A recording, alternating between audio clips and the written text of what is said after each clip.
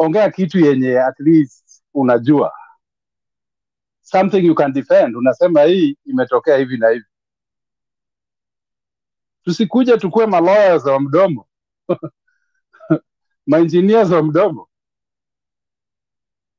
Leo nilikuwa na engineer fulani base yangu na barabara yenye naenda kwake mzee, utashangaa. Unasema uliza jamaa, wewe ni engineer wa wapi? Na barabara ya kuenda kwako hakuna. We talk a lot. Jamaa aliniambia in Nairobi we have bishops na archbishops na nini more than waumini, because we put some titles yenye isaidi. Ukitaka kusupport Ruto, kaa naye chini, mwambie ukweli.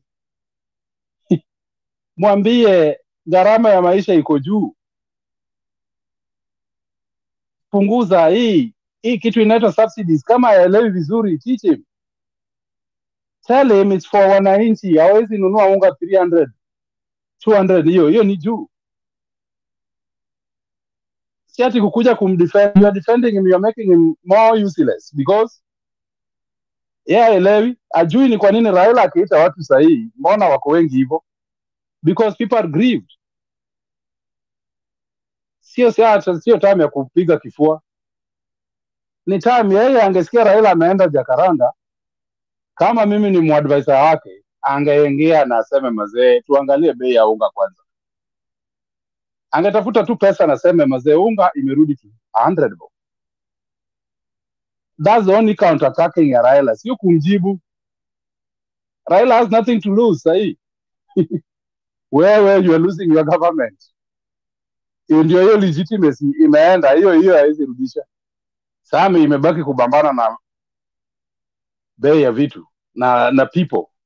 Is facing people, na bado anaendelea kununua watu wa UDA wa Jubilee ati had some leaders. These people hawatafuata hata wa leaders. Sahi ama MP wakipiga kura leo, hakuna hata moja atarudi hapo. Hakuna MP mwenye anarudi. Utaona watu wapya ndio wamekuja, labda Warigi, but most MP in Kenya hawezi pita, because people are now realizing watu they are not people to follow. Labda wenye wanyasafu watu ni magavana. That's why unaona watu kama kina Gausho wamekuja sasa, wako juu. Yule jamaa anaitwa Nuro Kanga, na I like Raila, anajua kuleta watu juu. Unaona tayari asha build huyo councilor mwenye ameshikwa. Gausho sahihi ni juu, anaweza simama MP na party. Calvins amembail. Calvins huyo councilor ametolewa, huyo MCA ametolewa. Nilisikia wengine walikuwa nasema walimtransfer, bado walimtoa mahali alikuwa wakapelekwa kwingine, sio Kiambu, kitu kaa hiyo. Sija follow up of late what they were doing, but kama walimtoa mahali alikuwa wakapeleka kwingine. And that's how Joe people watu taenda kwa barabara ati Joho. No, hivyo ndio walijenga Joe. That's how Joe was strong. So mzee huyo ngoja tu ifike kesho, utaona kaa watu wameenda huko na watamtoa. Sino wa Madhare hapo. Sio wa Madhare, ni wa Korokocho ward. Korokocho ward iko Ruaraka constituency. Hapo katikati, hiyo ndio imebeba Korokocho, hiyo Coach Estate na mali naitwa Komongo. Na umejua hiyo ndio military base, hiyo ndio military base ya TJ Kajwang. So in Nairobi tunakuanga na military base ile kali tatu. Kuna hiyo ya Korokocho, unaenda Kibera na Madhare. Huko ndio kuna suicide followers. So I know they'll have no option. Ikifika kesho watamtoa tu. Hapa watatoboa. Huyu atarudi. So tusukume tu watu wetu tu tujaribu kuambia ukweli. Ruto angeachana na hiyo story ameanza. Angeachana na kushika watu sahihi, because that's what we call sympathy. This guy atakuja kaa ako strong more than venye alikuwa anamshika. Hebu cheki Gausho sahihi ni strong. They are building them up. They will be strong people. Hautawahi waguza in Nairobi. So ngoja ifika asubuhi tusikie venye wameona huko, waendewe sasa. Others, thank you. Thank you. Godfrey Ruto, wacha kusoma propaganda huko kwa Itumbi na wanakuja kutuletea hapa. Here we speak of things that are factual and are known. I saw today Itumbi posted for them about a law, the Tax Income Act, the one that was revised in 2012. It's Act 483. And they forgot that currently that act is in existence. We are having a new act that was revised in 2021, the Income Tax Act Cap 470. So wale wenye wako lazy, they don't want to do more research and get to know the truth. Ndio wale wanapata habari kwa Itumbi na wanachukulia ni ukweli. And that is what Geoffrey Ruto is coming to tell us here, talking of the licenses of 4G, 5G, and whatever. So there are some things that when you say it is just being ignorant. Itumbi's page is meant for those people who are joining social media for the first time and believe that is the only source of information. But if you've been there, you'll come to realize that everything Itumbi posts they are all lies. If you sieve it, you'll find that only 10% is true. He takes some truth and makes it with a lot of lies. So wewe ukiona unaona ni ukweli and you give in na unaanza kupayuka nayo. Zingekuwa ukweli hata saa hii wale wenye walimwabduct wangekuwa wameshashikwa. The way Ruto is so bitter, I don't think wale askari na wenye walikuwa wameabduct Itumbi wangekuwa wanatembea free. Hao watu sasa wangekuwa wameshikwa wako jela. And as long as no action has been taken, it tells us that ilikuwa ni drama. They were acting and they keep on creating stories. So hiyo ni comedy. We should give them a Nairobi cinema waende wa perform huko, na wale wa Kenya wenye wameboeka, ukiwa njaa unaweza enda kusikiza komedi yao huko. Asembo Pacho, karibu. Asante sana Leo, Kenyan with love, Julia. Today tuko na Kenyan Nasra, Calvin and Jacob. Kuna kitu fulani inaendelea hapa kana nashindwa what's going on. There's a guy called Fabian, I don't know, somebody who was shouting like is a lawyer or something like of sort. I don't know. Julia, such people you don't need to entertain. Leo, watu kama hao you don't need to entertain in this platform. They are coming here to look for followers to go and follow them on their YouTube. Because he was basically like, go follow me on my YouTube and see what I'm saying. We are not here to follow you on your YouTube or to listen to what you're saying on your YouTube. When you come here, we're discussing something that affecting every Kenyan. Tunashughulika maisha ya kila Mkenya. Sasa wewe kuja hapa kutafuta followers, sorry, we are not into that business. And one thing watu wanashughulika nayo wanashangaa ati Uhuru ana finance Raila.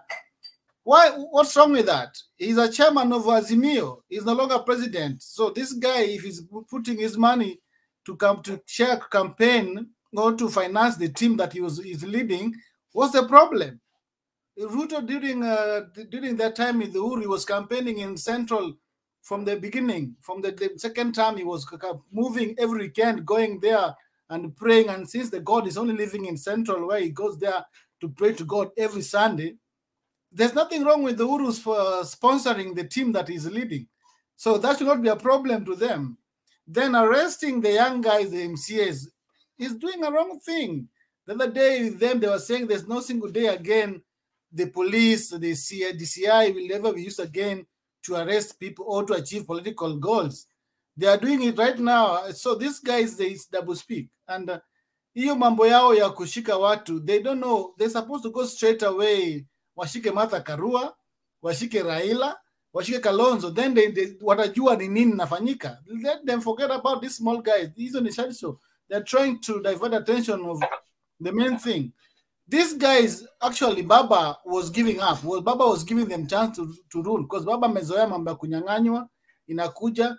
Since Kenya ni bigger than anybody, Baba nasemanga, okay, fine, imefanyika tena, let them do. But these guys, they were sleeping, waking, dreaming Raila.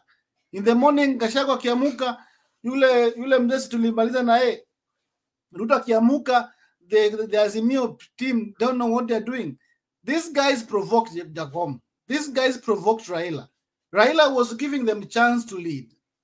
But since Raila realized that, no way, I'm leaving this country in the wrong hands, I can't do it. So these guys are the ones who dared Jacom. They're the ones who dared Raila to come back. And if you remember very well what Uhuru was saying before, musiangalie tu huyu mzee hivi, mnamuona hivi hivi. Huyu mzee saa hizi hata mawe kimgonga tu, ndio mnajua hii Kenya si yetu, ndio mnajua hii Kenya kuna wenyewe. And that was the sitting president who understand the meaning of coming together and reasoning. There are some guy who came early during the day. I was talking about Ojaluo na Napigana. That guy is lost. I don't know where he's living. I don't know where he is.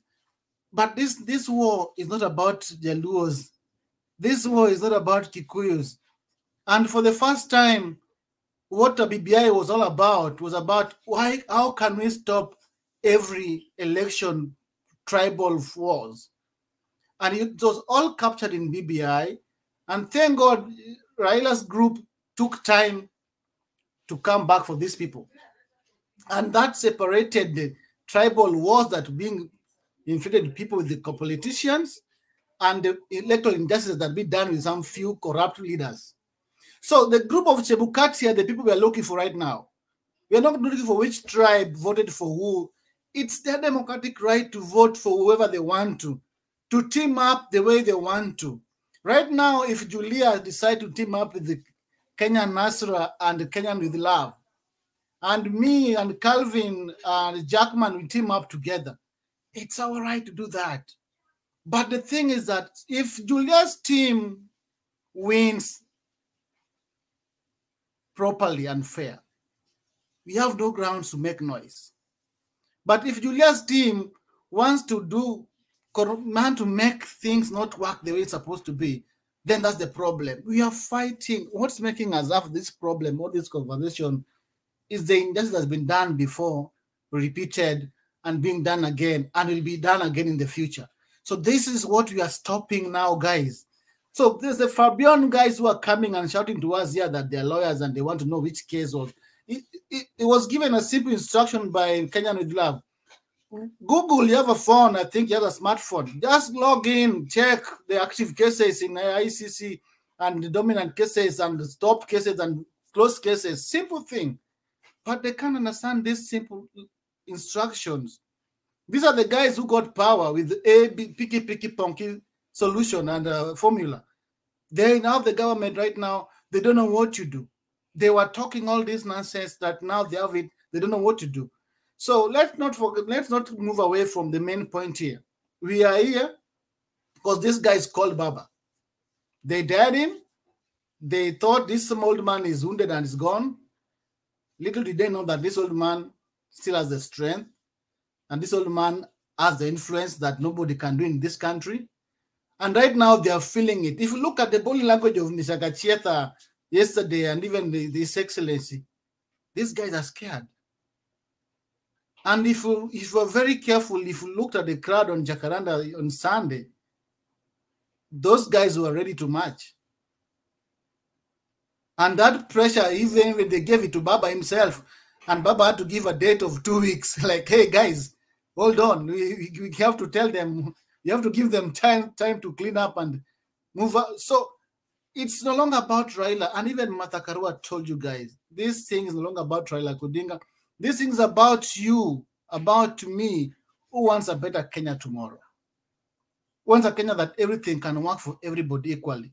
If you look at the 10 point of Azimio, they were Azimio la umoja vya wananchi. Everybody, it doesn't matter where you're voting, so long as the person getting that power serves everybody equally, and that was the main thing. But this one, the other day, Gachieta was like, sisi ndo tuliweka hii serikali, sisi ndo tuliweka yeye pale, tutaambia nyoroshe hapa kidogo na watu wetu wafanye hii kidogo. And that's not what you want for Kenya. You want a Kenya that serves everybody. But they called Jacom, he's now coming for them. They don't know what to do. And that's why right now they are poking Mr. Uhuru Kenyatta, like they want him to talk. And the best thing Uhuru is doing to them is serving them that silence. What they were doing at so right now they want him to talk, but he's not talking. He's serving them what they wanted. He told them, Msidharau huyu mzee, hata mnamuona hapa mnamwongelea. Uhuru knew very well who Raila was, and with all the mighty came down and they discussed and they moved forward. So these young men, they want to feel the wrath. And it's something beyond Raila too. Though Raila had the power of switching it on and off. And that's why even on Sunday, he gave people 2 weeks and people like, okay, let's give them 2 weeks. But even the 2 weeks he was giving them, it's a short notice that cannot even happen for any those big international community to come in, because we have the government that's running and they must write in and they must request even to have a meeting. So they wanted trouble, and Raila is bringing trouble. And one thing about Raila too, him is a bit, when things gets too high because of his age, he want everybody to have a peaceful life. He may tone down. But the problem is not Raila anymore. The problem is Martha Karua. This woman is, you guys hear being called Iron Lady. This lady, if I may say, is now feeling the pinch of what the team of Raila felt in 2007. Like, you are this close, yet too far. Martha was this close to it. She went to bed knowing that this is our thing. Then waking up, then she's now seeing different figures, and they know very well what's happening. So she knows that she's feeling the pain of not being done justice. So she's a lady who will not stop there. Raila may want to back down. Raila may want to say, okay, fine, let's let them rule. But Martha Karua will not. So we have a big problem here when you see these other people coming here and telling us, oh, they want to open, they want to sue Uhuru Kenyatta. Nonsense, guys. Whatever we are facing, whatever we are facing here is no longer about Raila, no longer about Uhuru. It's about the local Mwananchi who are coming out, who is Kikuyu, who is Luo, who is Turukana, who is Masai.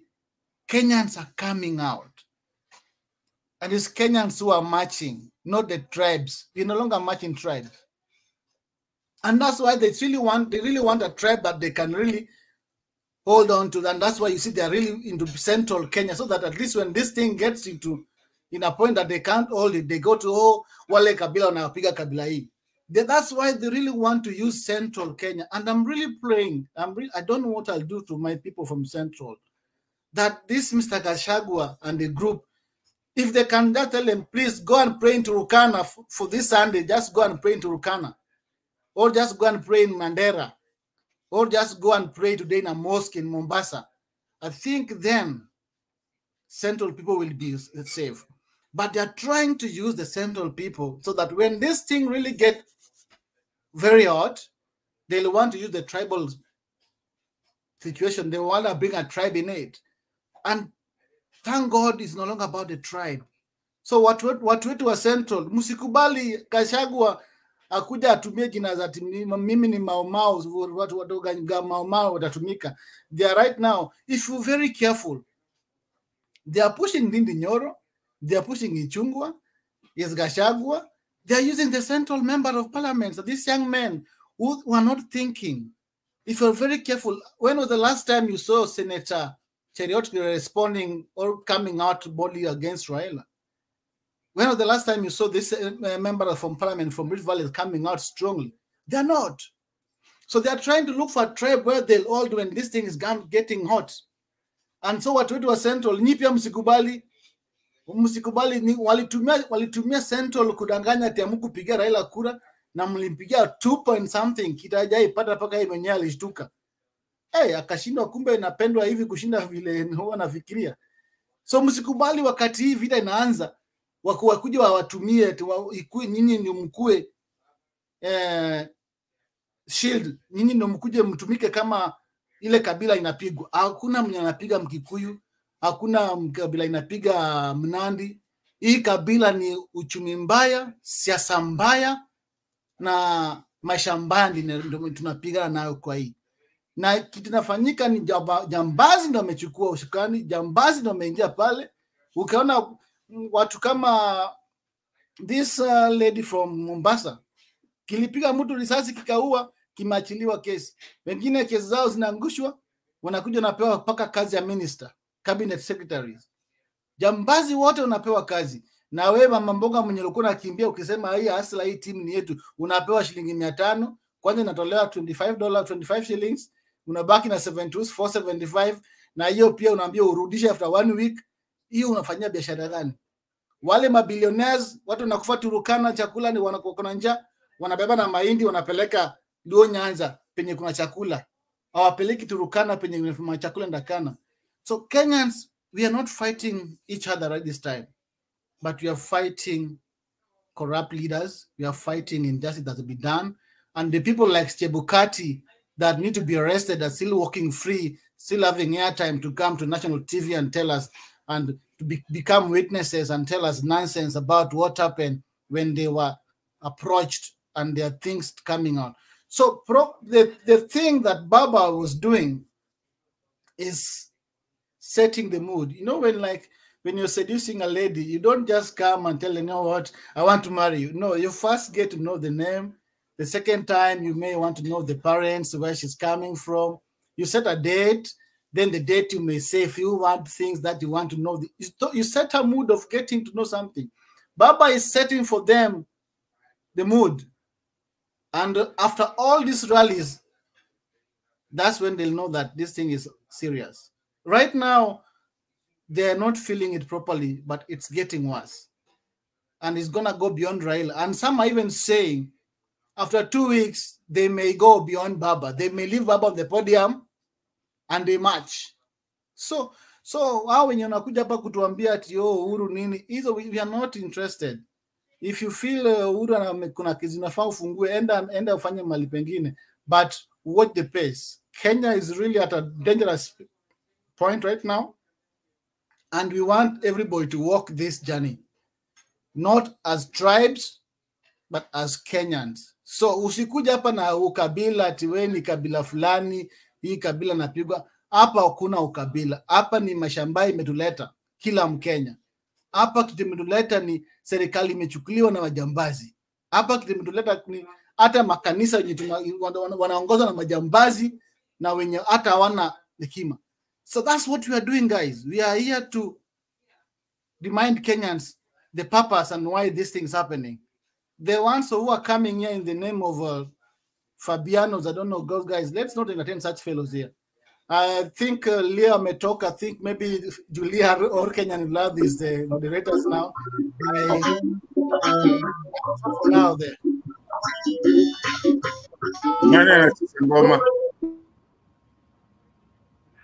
Oh, okay. Julia, you will help me with this one.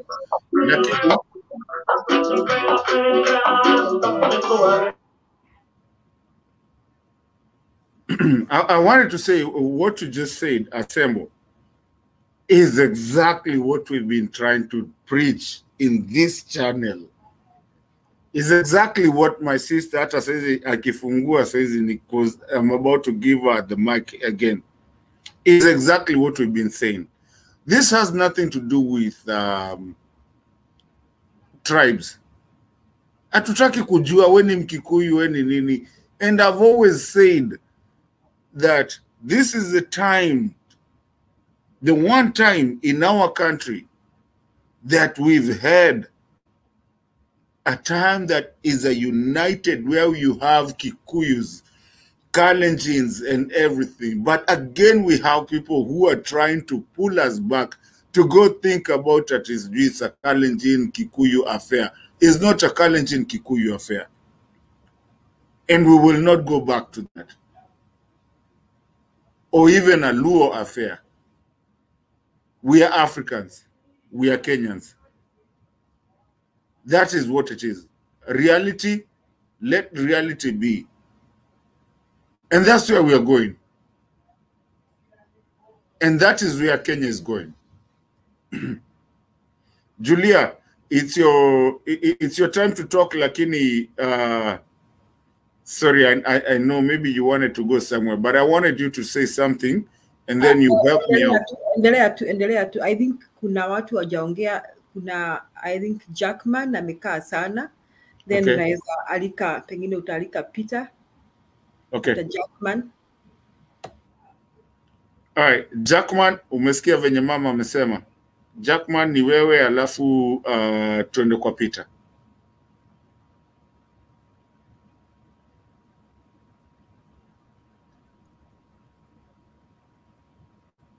Jackman.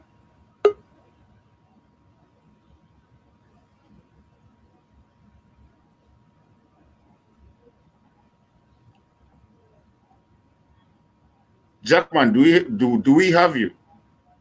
Okay. Me? Jackman.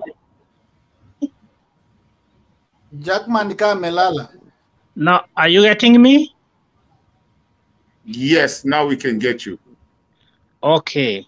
Sasa hata nilikuwa nimesha lala, lakini nilikuwa nasikia tu.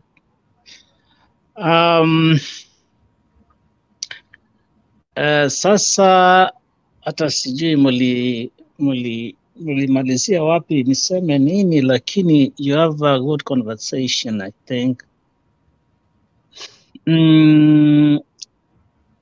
What I can say is this. Ruto akona mchezo wake. Pengine acha mjua huyu Raila Odinga.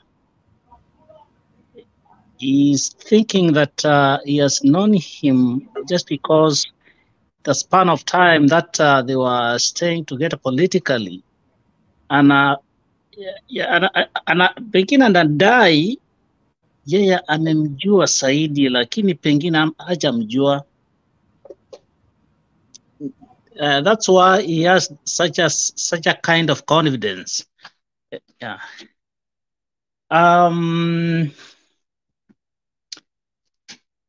Labda ambiwe Raila ni nani.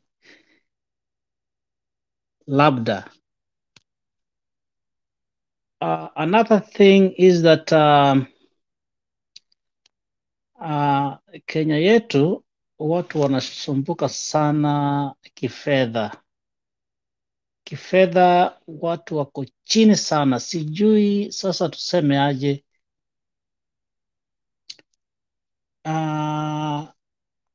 A lot of people, are struggling for sure. They are really struggling. But meeting kuweka mkate kwa meza ni kazi ngumu sana. Na hii ni sababu ya politics anyway. Sijui mko na plani gani, pengine tutaangalia mbele kama Raila atafikiria wapi, sijui sasa. Ni nyinyi sasa mko on the ground mtatueleza. Thank you. Hata nilikuwa nimelala. Please, I'm sorry for that.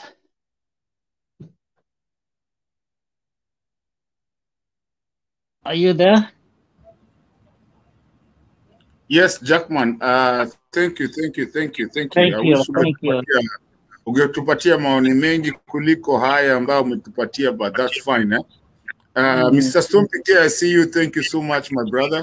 I see you umekuja. I hope leo umekuja kama umewaka moto, because we've had an issue here. Hapa tumesumbuliwa kidogo, but yes sir. Yes, sasa si mtanikupalia alafu ni rale, labda tuonane kesho. Sawa, haina mambo.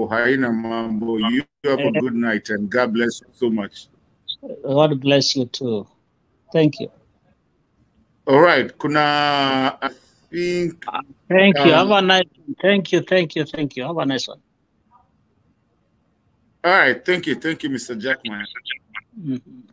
Maandamano huko umetuwekea screen.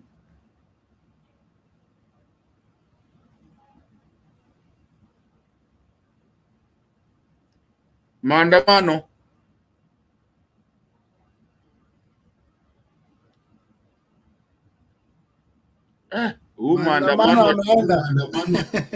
maandamano alienda akaandamana na kurudi.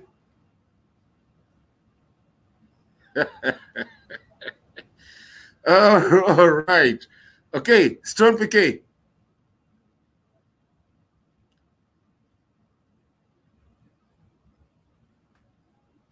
The floor is yours. The floor is yours. Before Julia, I'm gonna when a Stone mtajua kitu kama mtatoka mtajua nini mnafanya. I guess there's other people wanakuja, but Stone PK, I think this is your time to talk. I believe umekuwa ukitusikiza, so I believe you know what we've been talking about na kila kitu, so jump on it. Tell us what you think of our politics today, where we are going, where is Ruto is telling us about Uhuru Kenyatta and vitu zingine na taxes, and we don't even have his tax tax records. Hutuambie hiyo kwanza, hiyo ya tax nataka uniambie kabisa why he's talking about tax and hajatuambia yake, hajatuonesha. So anyway, Stone PK, the floor is yours, sir. Thank you ndugu Mato. Sorry, bado ni Kenyan with love. Mwache kuniita hoji nyingine, mimi sijui ni nani. Kenyan with love, mazee, mapenzi yako yamezidi. Tuyaita mahaba sasa. Mahaba ya kuwa Mkenya. Lakini si unaumia sana. You must be really suffering.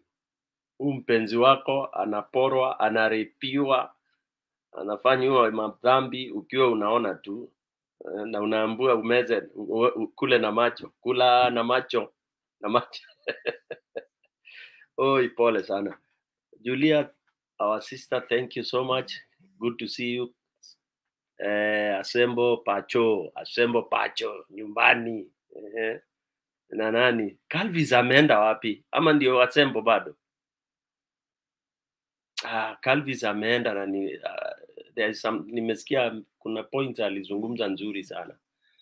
Then Kenya Naura, poleni, yesterday and the day before I was engaged in some other channels also which were also banning. Nikakuwa overused huko.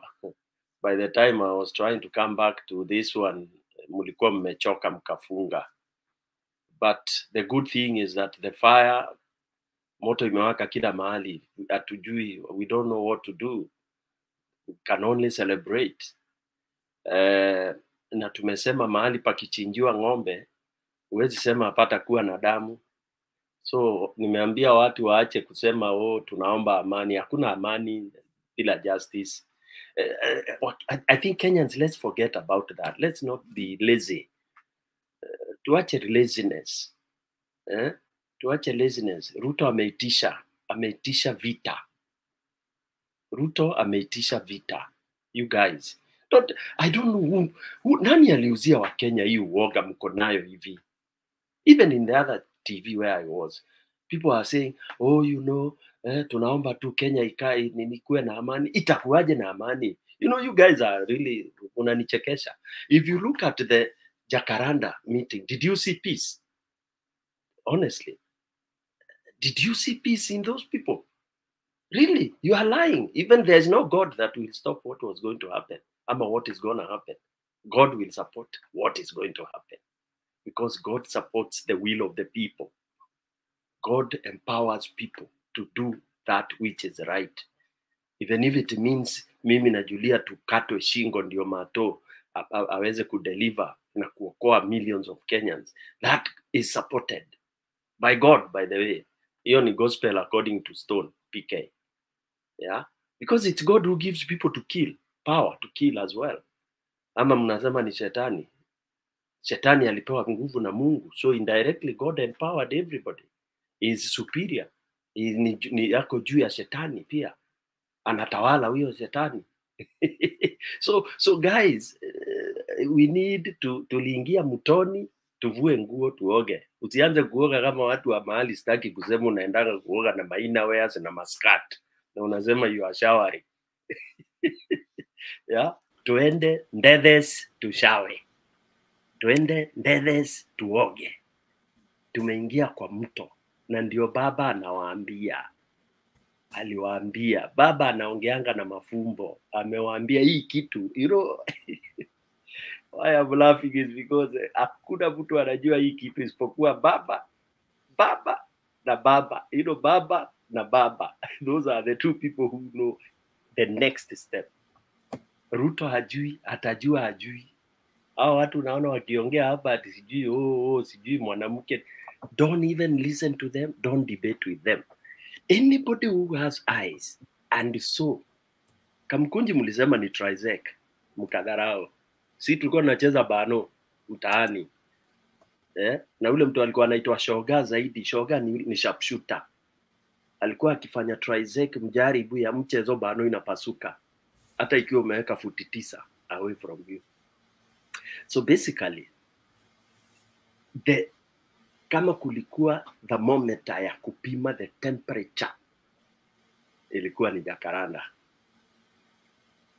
Kamkunji kulikuwa excitement.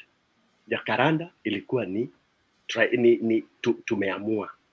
And if you observed properly, those guys were disappointed that they were not told from there to march to that place. And Ruto has asked for it. I sympathize with him. I don't empathize, but sympathize, because kile ataona, hata si kile kanga ilimnyoa nani, kile kilinyoa kanga manyoa. Kile ataona ni kwa nini nyani pale nyuma anakuanga red. All of you muende research why nyani hapo nyuma anakuanga na kidonda permanent. Kwa Kikwetu Kimbere tunaita gishoni. Gishoni. Ajue kwa nini ndinwa, na hiyo nini tunaita ndinwa. Atajua kile kirea ndinwa agere na gishoni. Kirea kiatumire ndinwa ege na gishoni.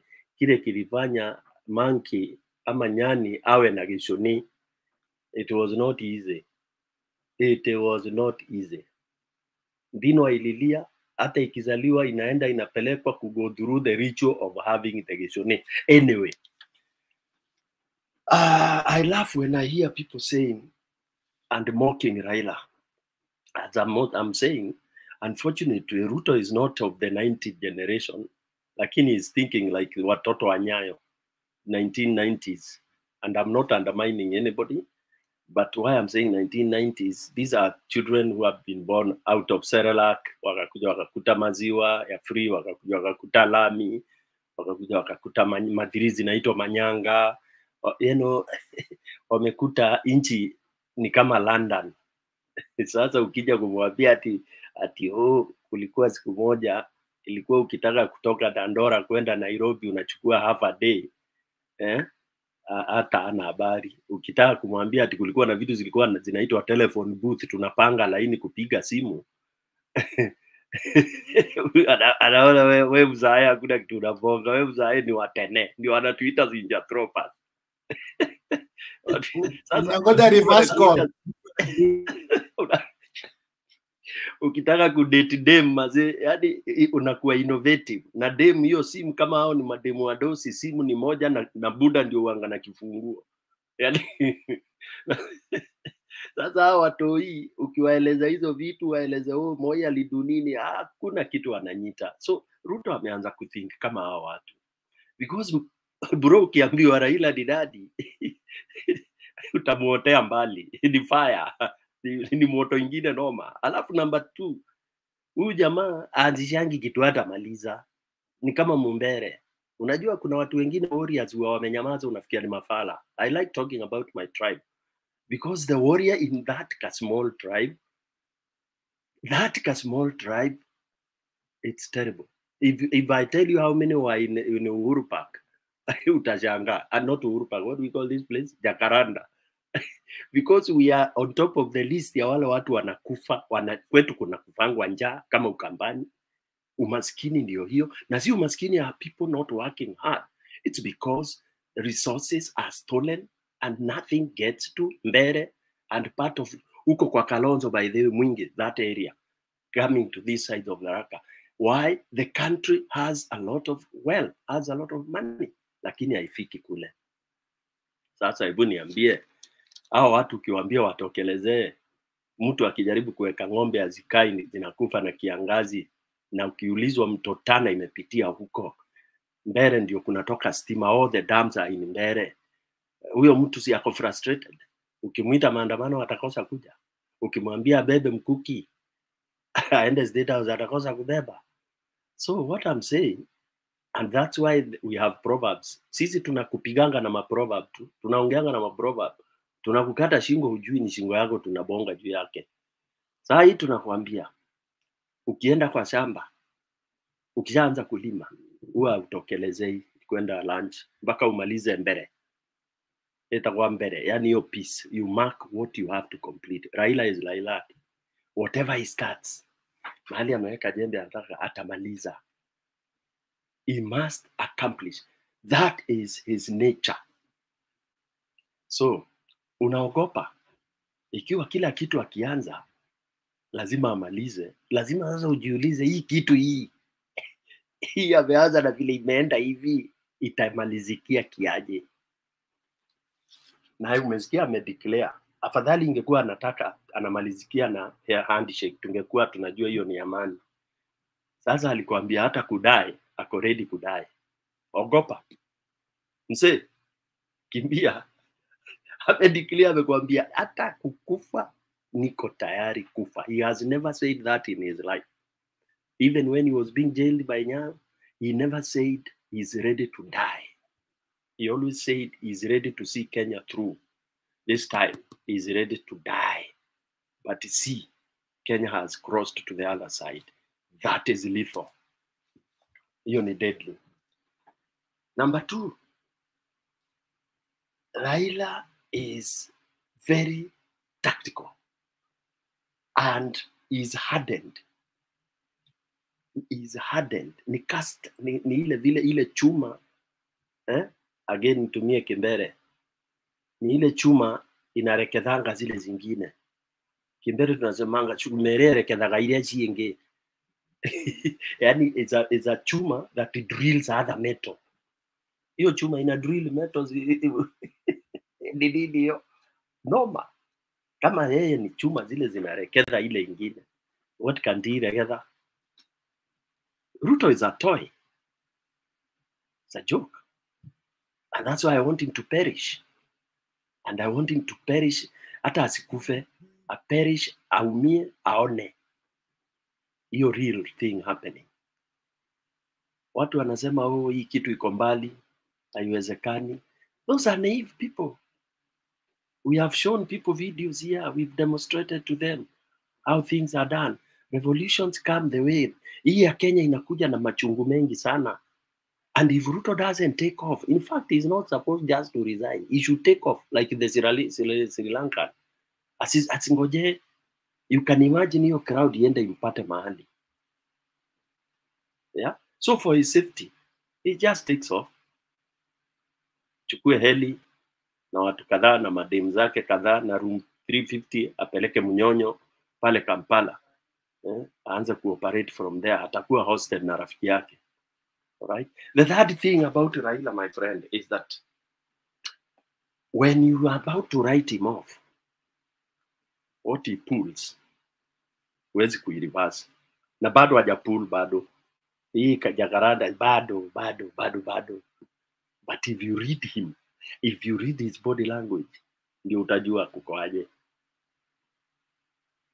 Wakenya mnapiga nduru, hatujui alienda hapa ama anaenda huku. He's not a madman. Ati ametumwa kila mahali. Nothing. Ati anaenda kufanya mambo ya Afrika. Hakuna. Lazima alisema ana fix Kenya kwanza ndio Kenya ifix the entire Africa. What kind? Look at that statement. It's pregnant. He has to fix Kenya, which is gonna fix the rest of Africa, which is true. So what is coming? It's not even tsunami. Yeah. Si tsunami. Hebu ngojeni kidogo nikuja. Just Mato endelea.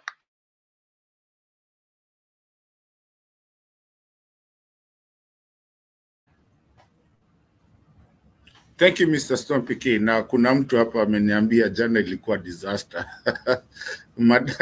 Mami, my sister Julia, hold on, kuna mtu ameniambia hapa ilikuwa, I'm trying to find that message again.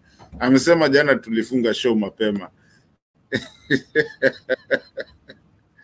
whoever you are, I'm trying to find who you actually are. Yeah, Jesus Christ. Hold on just a minute. Anyway, kama sitapata, you try to say that jana tulifunga mapema. Pole sana kama tulikuumiza kufunga show mapema. We don't really sometimes don't have to close mapema sana like that. We want to come here and talk, but also be very realistic. So we do apologize for closing yesterday. You're kama unatufuata, tafadhali, we apologize for that. Ya kufunga mapema. The thing is that what I do believe is that we have a country that we are, and I need Africans and Kenyans and everyone, especially our Kenyan country, ile opportunity tuko nayo, the opportunity that we have to be a Kenyan country, will be lost by these people who come in here and come and propagate. And when I say come in here, I'm not just saying in this show. I'm talking about our Africa and our Kenya. When you have a president that is propagating and making people start looking at each other as a Kikuyu, as a Jaluo, as a Kamba, as a whatever, not as a Kenyan. When you have those people who don't even understand what Raila has done for our country and they want to talk about them and call them Mwendawazimu, Mganga. Since when Raila alifanyia nini uganga ya nani? When you're going to a point where you're even calling Uhuru mtu mwenye ametoka kwa kiti kabisa na hajaongelesha mtu. In fact, I saw a video. I was just saying it, nilikuwa nasema before. Assemble, I was talking about it before. I saw a video of him in Congo. Akiwa amesimamishwa na wa Congo. Wakimwambia, oh, tunateseka, tunafanya nini? The guy does not even talk about anything, he's not there. And you're there talking about him and everything. And now you're talking about taxes, yenda nafanya sijui azimio zifanyike, the rallies and everything. I don't know how much money you think this guy has that he can even, anaweza patiana hii pesa yote. Ndio watu waweze kwenda kwa rally, alipie kila mtu. It becomes a laughing thing. And at the same time, who's talking about that? Is the president. The person that is calling himself a president. You're coming to complain to the Kenyans. What do you want me and Julia and Assemble to do? Mato. Yes? Can I say something? Yes. This crowd was a natural crowd. They were not transported. Nothing was seen there transporting them, bringing them to the ground. They came by their own will. So why they say that it was Uhuru's, sponsoring this, it's just a diversion of our minds, because he don't want to believe that these people love Raila this much, but that is the reality. Okay, Mami, you're next. You're next on it, and then you're next on it. What I wanted to say is that we need to educate. Even when we come over here, we need to be as strong as sometimes when Storm PK comes here, he's very strong on what we need to do, because sometimes I think we need to be lethal and say what the truth is, because ujinga tuachane nayo tafadhali, tusipiganishwe wa Kenya na ukweli isemwe, because there's somewhere that we are going, and sometimes you cannot board a flight while it's already taken off. And today Africa is taking off. And when Africa is coming, you always talk about the United States, but there's the United Countries of Africa. I don't know tutaita nini, but ishaanza. And is the reason today we have an East African, parliament and even passports. So tafadhali, tuache hii ujinga. Hii ujinga tuache na tuiongelele kabisa. Ma'am, it's your time to talk, and then we'll circle back to Julia, and then maybe we'll see what happens after that. Julia, I know you're there. Stone, tuko wengi. Hata nikitoka sasa leo niko poa. So, Mami, it's up to you. I thought Stone had not finished. Stone, unless kuna kitu ulikuwa umeacha nilikuwa nataka Stone was very right. Stone was still talking, but when you disrupt. Hapana, ameitwa na bibi. Ameitwa na Ruto. Sikuwa nimemaliza. Nilienda kushughulikia kidogo.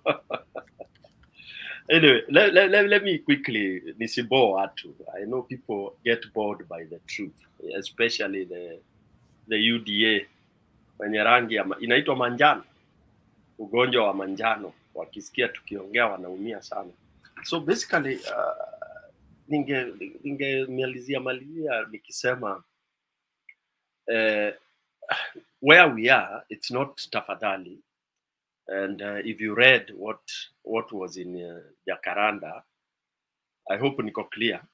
If you read what was in Jacaranda, it was not that tunaomba, atuombi, Kenya with love. We are not pleading with anybody. And we know this flight, which has taken off, haijaja, okay? Ni ya milioni hiyo 8.1 plus hiyo 5 whatever ya Ruto. So hawa 5.7 kuna wale waliweza kudandia, tuliwaona wamedandia, tumewafungulia madirisha wanaingia, wengine wameingia na nini. Okay? Tukifika mahali tunaweza watumania ingine itawaleta, we will consider them. So basically what I'm trying to say is that tusemi tafadhali, we are not pleading with anybody to come with us. We know wale tuko now, it's the majority of Kenyans, and it's those who have the goodwill and those who see where this whole scenario is taking us. Sasa kwa hivyo hapa hakuna mabembelezano. It is wale wanaweza waende. And you remember even at Jacaranda too, the leaders were addressed. Wale watu wa kulambalamba huko nani alisema, baba alisema, we know them, watu wa kulambalamba huko. Na sijui wanasikianga utamu gani wa kilambalamba huko. Wamenyamaza kama mende. They don't know what to do because they have been overtaken by events. They are between the rock and the hard place. Wameshindwa watafanya nini? Because number one, either they were beneficiary of this utapeli, this stealing, so they are muzzled. They don't know what to do. Some of them are the ones that are wanaendesha hiyo rumors, wanajaribu kuuzia Ruto hiyo rumors that there are people funding. You know, this is a joke. I mean, these guys, how do you fund kitu kama Jacaranda?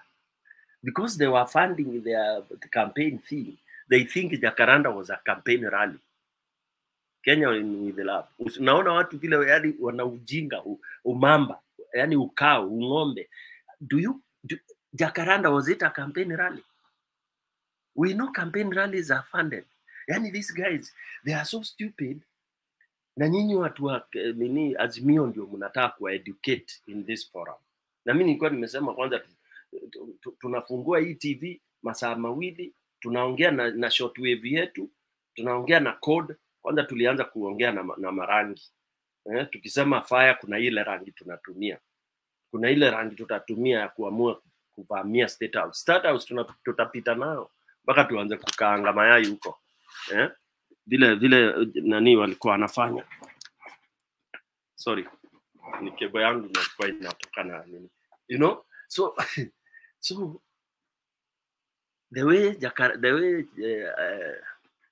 Sri Lanka did, Don't think that walifanya hiyo ni madharau ama nini. They were number one were demonstrating that the State House is the home of the people. You are free to walk in there. Na waambie ule rais yako hapo unataka kuchomewa mahindi ama unataka kupewa kuchemshiwa nduma, because it's your home. Okay? Si mambo ya kuenda ati kujidai na kuwa kanisa. State House is not a church. All right? Lastly, the pathway, which is very difficult for people to understand. It's a bit complicated for UDA, and we don't want UDA to understand what is happening. We really don't care. But for the sake of Azimio people who might be having some doubts, this movement is movement ya Africa. Kenyan with love amegusia hapo, but hakufafanua kabisa, and it's good. I don't think we need to even fafanua with you, but we can give people nini. This storm, and we say this beyond tsunami.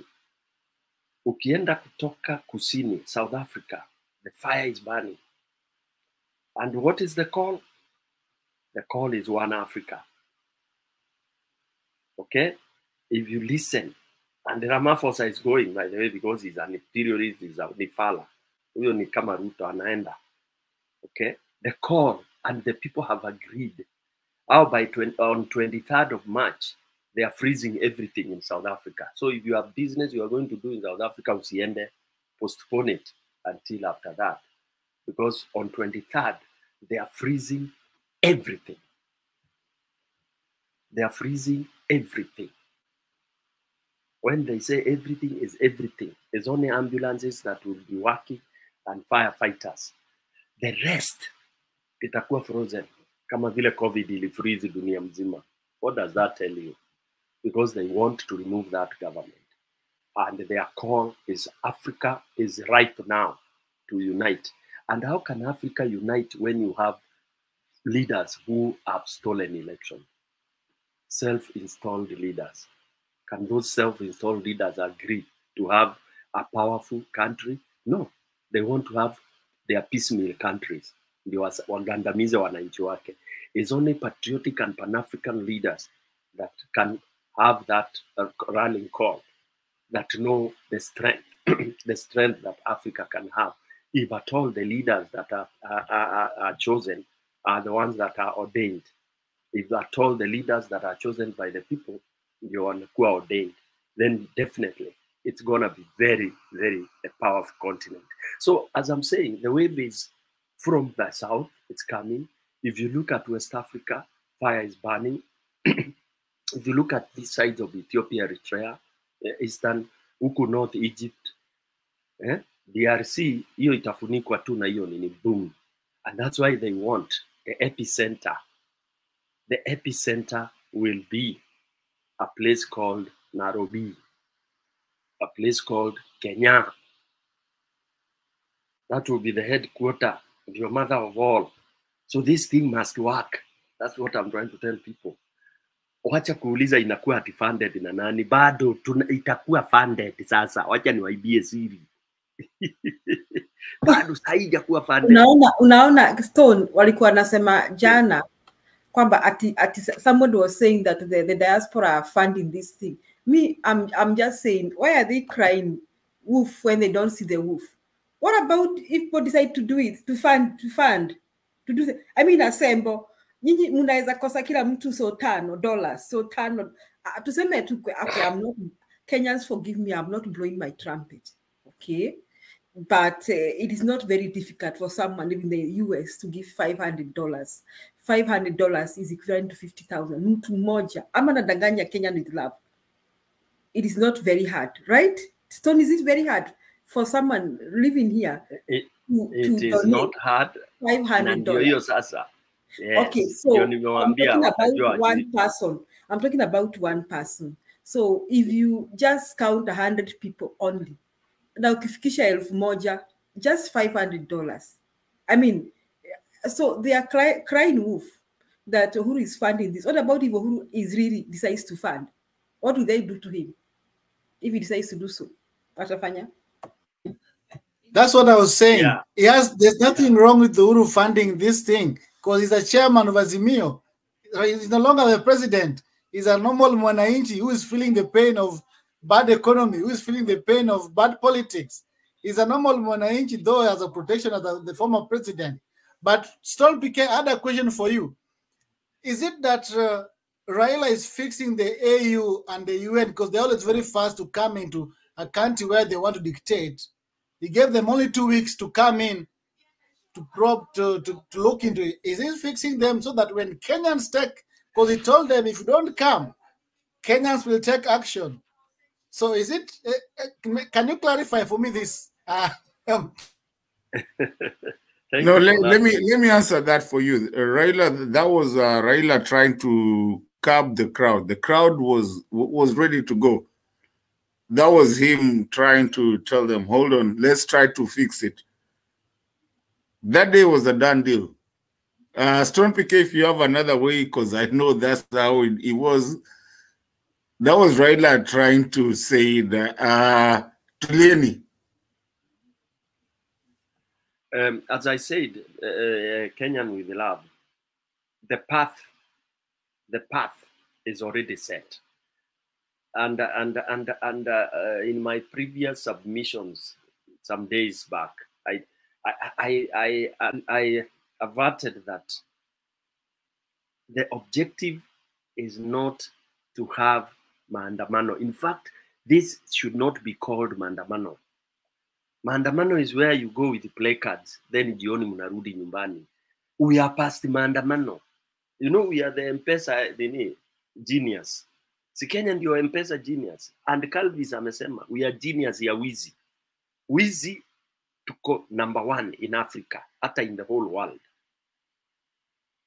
Huko ndio unachukua vitu, unatuma ikiwa JPEG, una change kwanza inakuwa hii ndio inarudi inatokea huko, unaipost na unashika Bible na unasema hiyo ndio hiyo. We are number 1. So Kenya is a land of innovation. Now, tulimaliza maneno ya maandamano. In fact, you will not see ati watu wakibeba ati placard ya Ruto must go. Hapana. Sasa tumeingia scientific digital sasa. Ndio nakuja sasa kujibu swali yako bwana Pacho. Digital in the sense that scientific rather. Scientific ni hii kitu mnafanya nyinyi wa Kenya pale, is it a few click? Ni Raila tu analialia vile analianga miaka yote. Sasa we have now involved, we have looped in those who know the truth. But they've been denying. Unajua Kenyans, I told you Kenyans are number 1 in anything.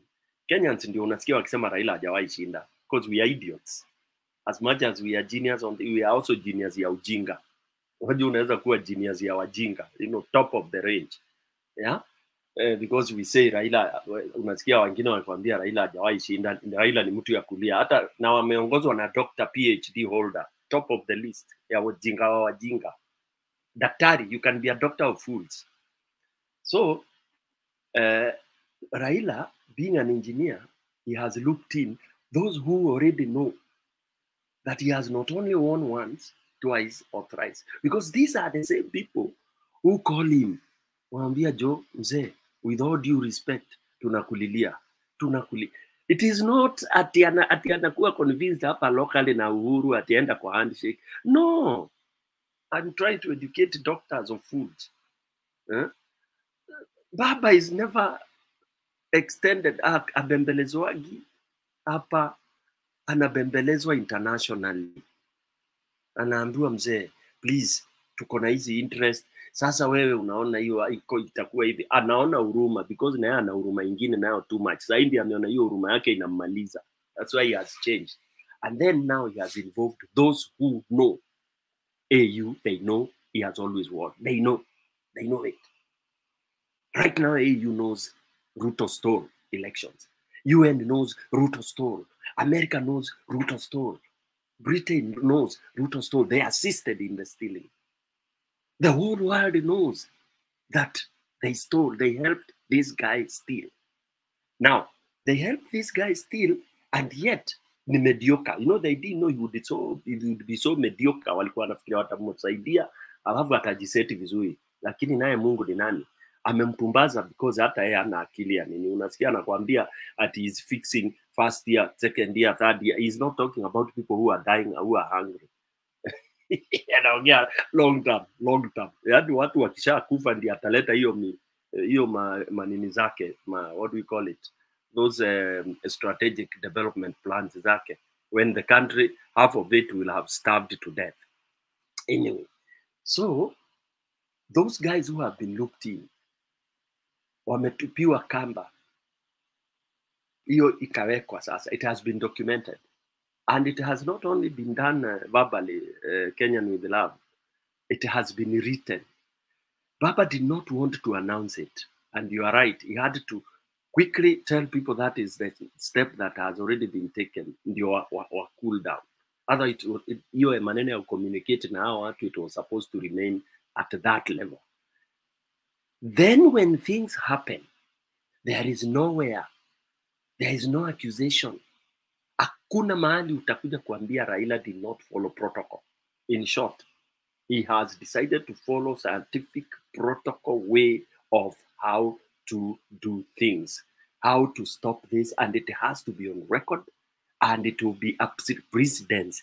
The world, the UN, kila hata hao wengine wote, they want to set a precedence so that elections can make sense. If Kenyan election doesn't make sense, the whole world election will not make sense.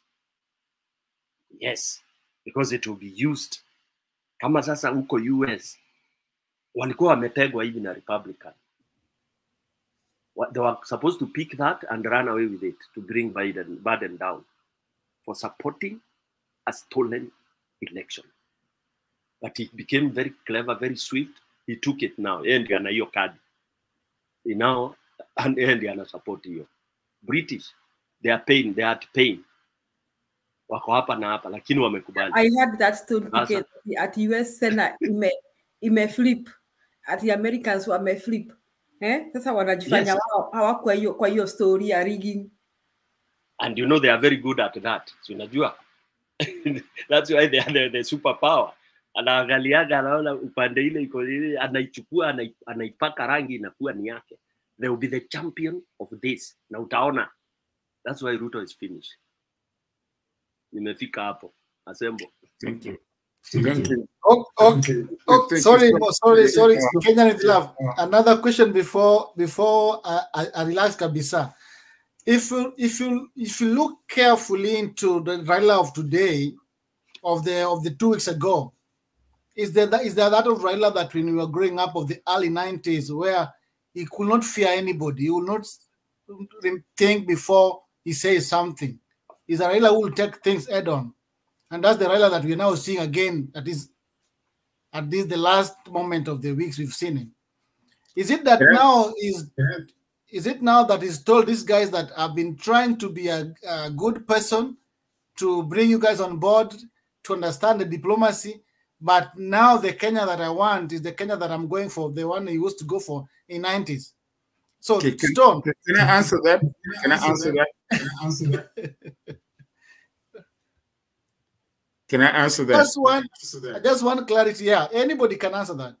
Yes, this time Raila has nothing to lose. Raila this time is the Raila that you used to know, and he's out to be the Raila that he needed to be. He's not worried about international community or who's been telling this. I don't know. He brings chaos in Africa or in Kenya. He's not worried about that anymore. It's done. He's out there to change the country. He doesn't care. You go telling him that Mutembei is bringing whatever is gonna go to ICC. The man does not care anymore. He's the Raila that we never. I mean, that old Raila, the person that was Raila. Says hakuna kitu nezatisha Raila nayo. I can tell you for a fact. And I'm not just saying this out of watching. I'm talking about something that I know and something that I actually talk to people about that are close to him.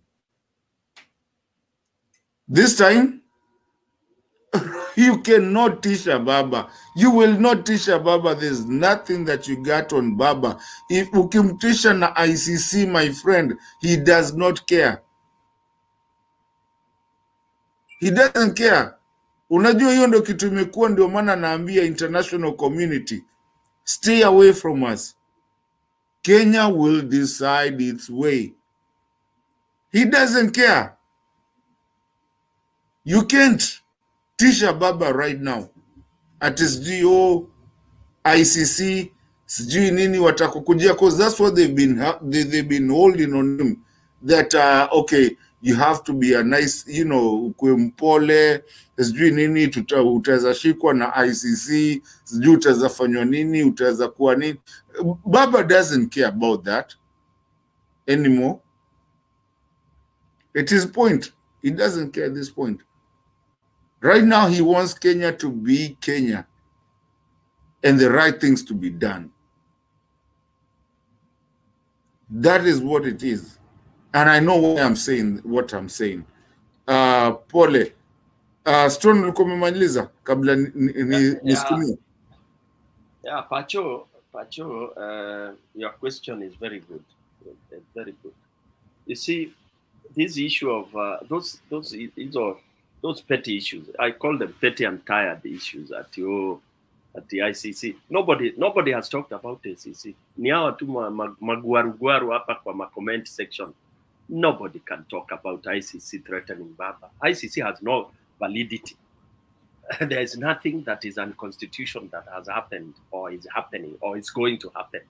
Everything that is going to happen, including overthrowing, chasing away Ruto out of the seat, will be, and it is constitutional.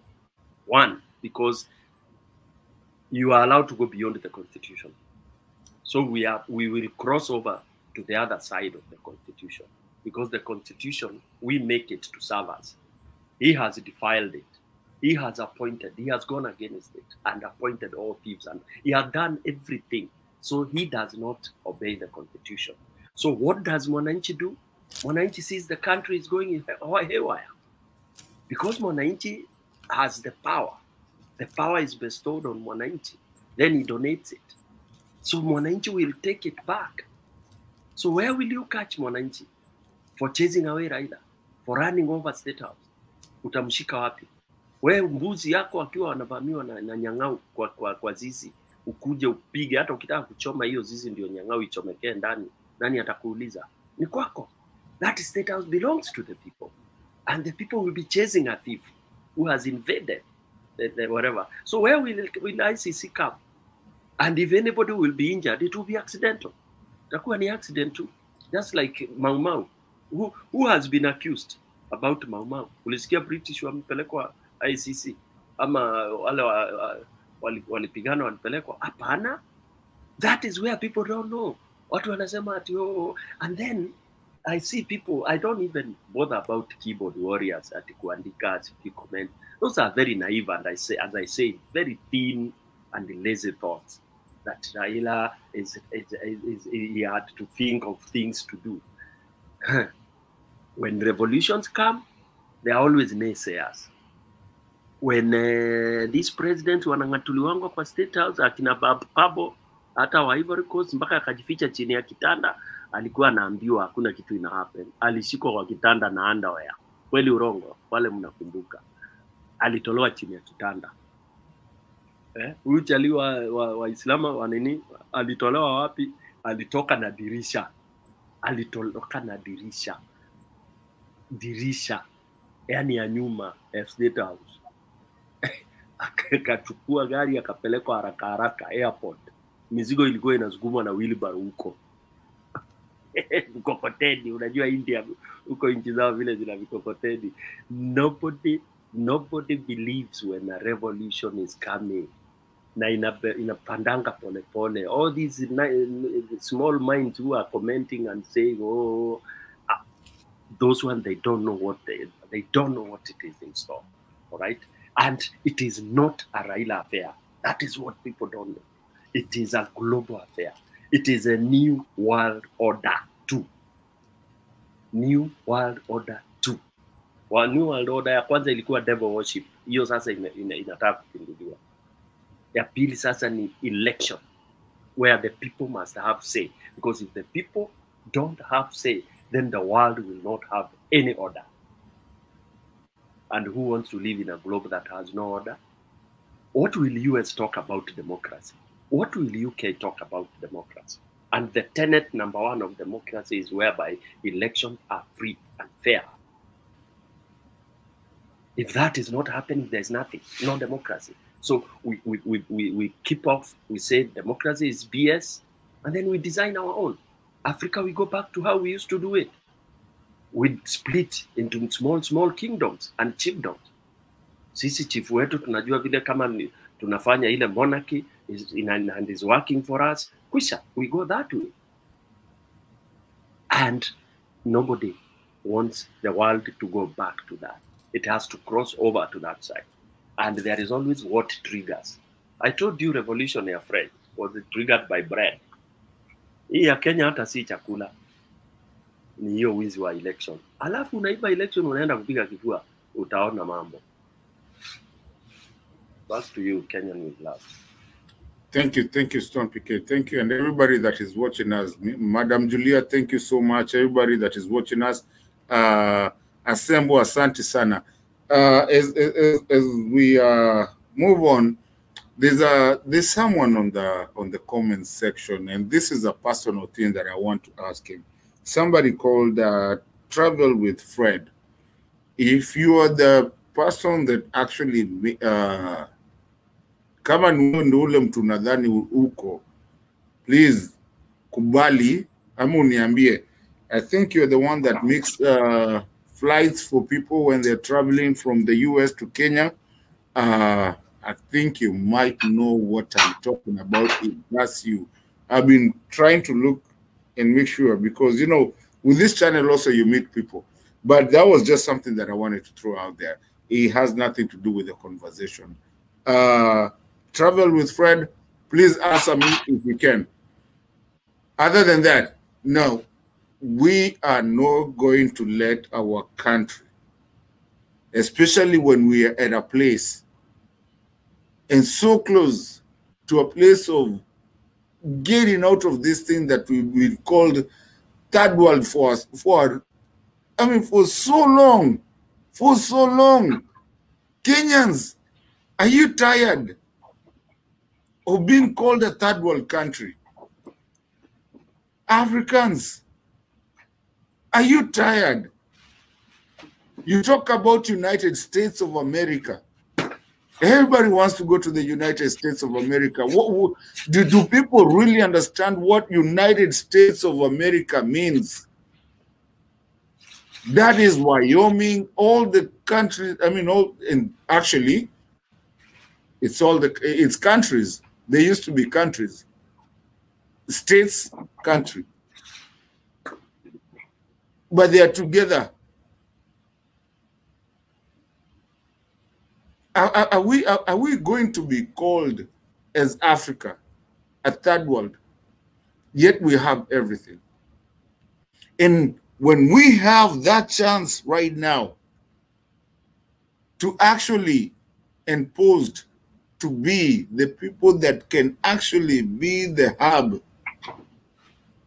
the Nairobi of Kenya, but the Nairobi of Africa, the Washington, D.C.,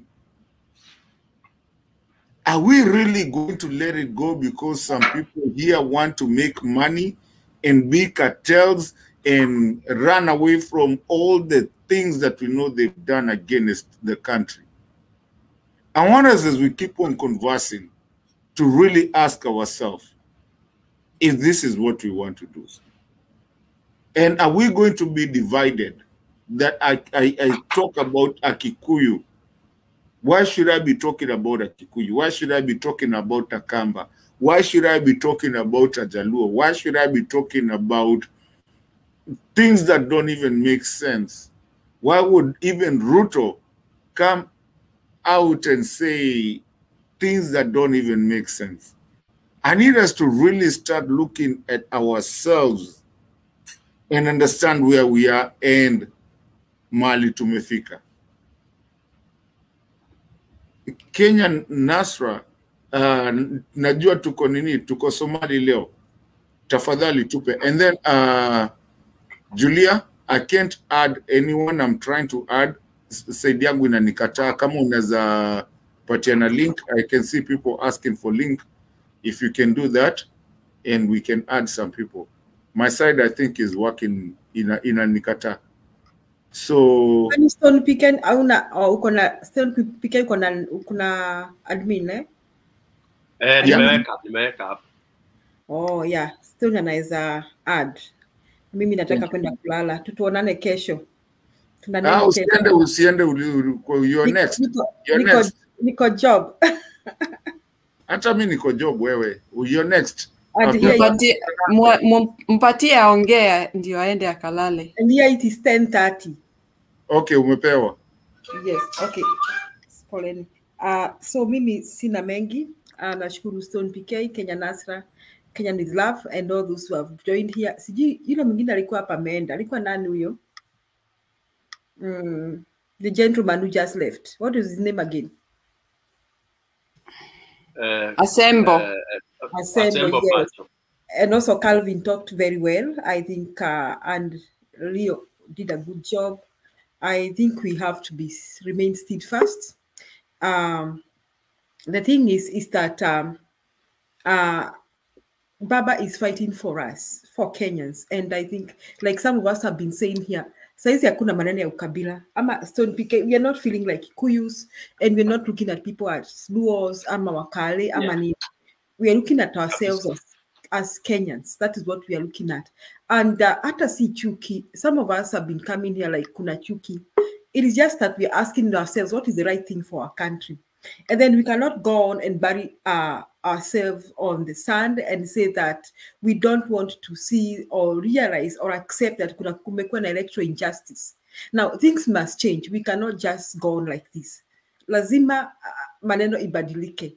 Hata wakati wa independence watu wa Kenya walifika mwisho wakasema wamechoka na mkoloni. Na wakati wa multipartyism walifika mwisho wakachoka na dictatorship ya Moi na hiyo single party system. Na pia hivi sasa Wakenya wamechoka na hii maneno ya electoral injustice. And then beyond electoral injustice, Stone PK, I was watching Professor Manyora, naitwa Manyora, I think Manyora. And he was doing a very good analysis. He was saying, on top of electoral injustice, tuko na shida ya maisha. Life is so expensive right now. From Kenya Power and Lighting Company to bei ya chakula, bei ya unga, to maneno ya tax, to maneno ya M-Pesa, left and right.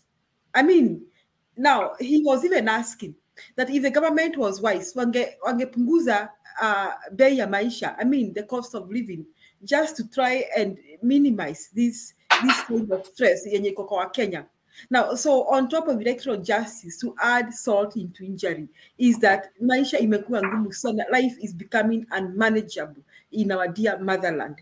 And that is why Baba definitely will get a big support from so many Kenyans, not just so many Kenyans. I believe the majority of Kenyans, hata wenye walipigia Kenya kwanza simu, kura, lazima wae saa zingine wanafikiria, saizi wanafikiria kwamba we need a change. I'm sure they are also thinking and they are convinced, hata kama mimi kura yangu niliweka hapa, I need a change, I can't do this, I can't go on like this. Ni vile saa zingine wengine hawana guts za kusema chenye wanataka, but I'm sure inside their hearts, they are praying that Raila does something. So I was going to say this, people are saying here, Stone PK, sijui kama ulisikiza some panelists here who was talking nonsense, saying that he's a lawyer, I don't know, he's going to sue Uhuru. We are not interested with Uhuru right now. Uhuru is retired president. Ameenda home kwa bibi yake, Margaret, na watoto. And there is no longer our concern. So whether Uhuru is wherever he is, we are not interested. And those are side issues from, I'm disappointed to see that the Kenyan press, at KTN and NTV, imepea hii nonsense airtime. Ati Kenya Kwanza MPs, they are claiming kwamba Uhuru is funding this Kamukunji. So what? We are not interested with what Uhuru is doing.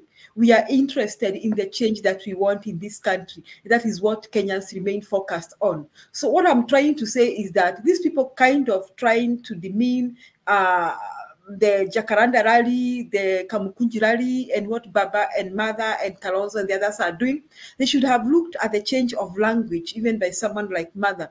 Mother alisema people only die once. By the time such a lady amesema hivyo, what do you think? Wewe PK mwanamke akikwambia atikunoke mwe, unafikiri anakuanga amefika wapi? When a lady tells you that, amefika mwisho, I mean, she's ready for anything. So it is because she's tired and fed up of being fed up with a kind of impunity, electoral injustice, corruption, na hiyo nonsense yote inaendelea kwa Kenya yetu kwa sababu ya serikali mbaya. So she's not the only one, and she aired her voice. You know, Baba has been talking and people have been trying to say ni Baba, that hiyo ni karakta ya Baba. Sasa tumeona wengine wenye wamejitokezea. So kumaanisha, I'm asking, if this, I want to ask those people who are demeaning this kind of a move, if these people pour into the streets, what will the government do? You cannot shoot them. Kenya wakati wa kukua watu tulitoka huko kitambo. Kwa hivyo hiyo story hii story ya kusema ati Uhuru is financing the rallies to avoid taxation, hiyo inaitwa ni story ya yesterday. Na nyinyi watu mwenye mnaongelea hiyo story mko yesterday tu sana. Mko yesterday, you are reasoning like generation dinosaurs. That is how you are reasoning. Because now we are not concerned about Uhuru. Uhuru is retired president. Uhuru can go keep his cows. Julia, nikuongeze kitu.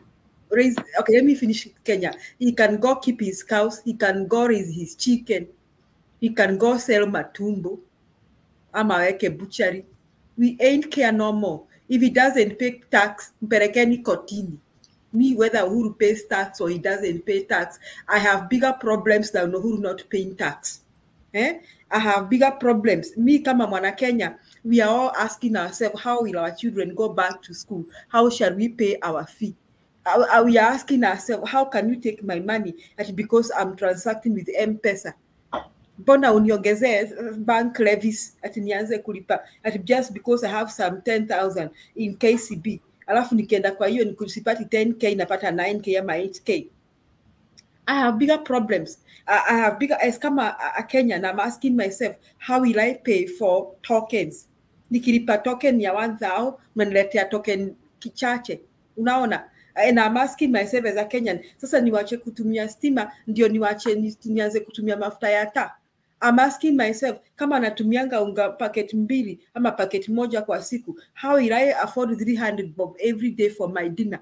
I'm a Kenyan. I'm asking myself that. Mumeacha kujenga barabara. I'm asking ile barabara yetu imetoka Nyahururu or Kalao inaenda Nyandarua, Kinago. Mumeacha kuijenga. How will I transport my Irish potatoes? That is what I'm asking myself. Waru yangu itafika Marikiti aje? I'm asking myself all those issues. So telling me about Uhuru financing Kamukunji, I ain't care. In fact, I hope he's a financing. Mimi kama wa Kenya, now I am praying, Uhuru, did you hear what they say? Kama uko na pesa mingi, naomba upatie baba hiyo pesa, ndio akomboe nchi yetu. If that is what you are trying to insinuate, Kenya Kwanza people. Because now, hata wenye walipigia Ruto kura, they are praying for a change. So, Bwana Ruto, I'm not trying to advise you. Nakwambia ukanyangie tu hapo na hiyo madharo yako, na Gachagua endelea kutukana baba na Uhuru, kanyangieni hapo kwa sababu the train is coming. Na hii train ni electrical train kwa mwendo wa kasi sana, and it is unstoppable. If people, I heard the next meeting is going to be at Harambee House. So if people meet, do a Kamukunji at Harambee House, mtuambie mtakuwa wapi kama mkutano itakuwa Harambee. Stone ulisikia hiyo watu walikuwa na shout wanasema hiyo mkutano ingine itakuwa Harambee House. Asante Kenya is love. Okay, Kenya is love. Ndio ukiongezea ebu ongezea na hii this point, include this in your submission. I mean in your rejoinder.